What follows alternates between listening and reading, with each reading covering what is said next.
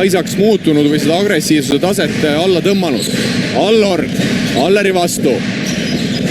Evart otsib sealt oma võimalust, aga ega pall Evartini täna väga palju jõudnud ei ole ja Märtso paneb siit ära.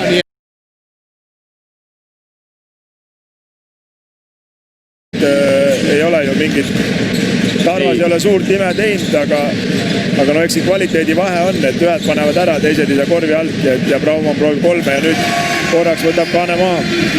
No see on olnud täna Viimsi ikkagi, kas nüüd trump, aga see on sujunud täna. 9-5 on 3, 2, 6-1 vaid.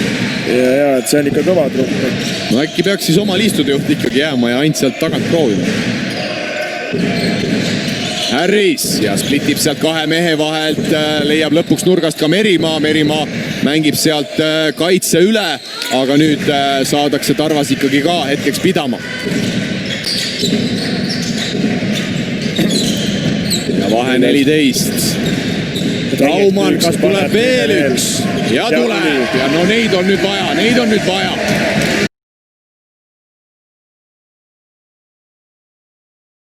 Vabalt, aga nüüd ei pane ja kui füüsiliselt on ikkagi väga valmis seda mängu mängima ja on valmis seda mängu mängima ka Märtson.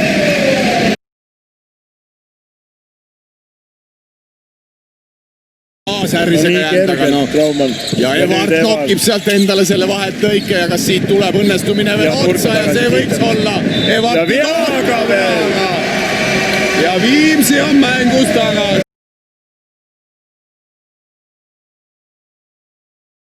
Vastus keegi ei anna, et siis lõpuks läheb peale. Märtson, Niitsi vastu, Allorg, see mees on täna paar tükki juba pannud ja paneb siit veel.